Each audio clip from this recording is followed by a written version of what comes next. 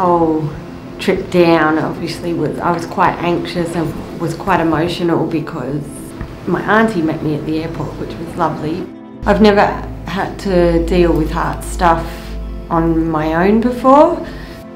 So when you have time to yourself, as you did sort of here last night, is that good or bad? Sometimes it's like a double-edged sword. It does give you a lot of time to think. So this whole journey, even though you try and remain positive, it's always in the back of your mind. What if, and this is, a transplant is my only option.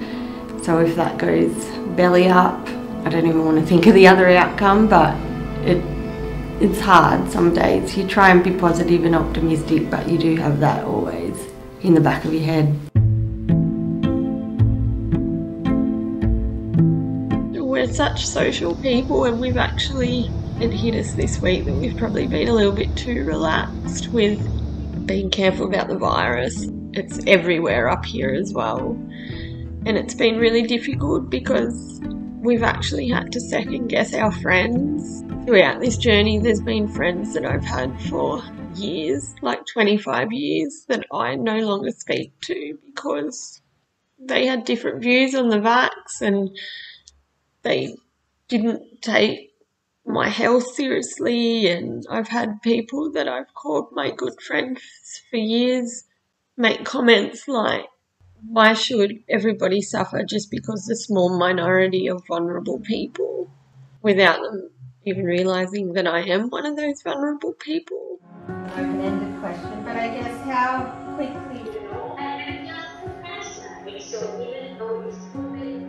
There is a good chance that this procedure may also not work, but we were reassured that if it doesn't work, it's not too much of an issue. They could just give my body some time to rest and then they would repeat this procedure again. Until we started this journey, I had no idea. I still thought it was a box you ticked on your licence. I had no idea that you had to register on donatelife.gov.au, and I had no idea that you need to have, although it's difficult, you need to have that conversation with your family, because ultimately when the time comes, or if that time ever does come, your family have the last say, regardless if you're an organ donor. So you may be an organ donor and your family can still say no. So you need to make your wishes known, but also just to share, like, even though you're born with an illness or a disability, don't let it define you. Like, you can still, like, I've done so many amazing things and I have so many plans to do much more. And although this is a really hard journey, I just wanted to get that out. Like, for anyone, families or, you know, people who have any illness or chronic illness or disease, like, you can still live life to the fullest.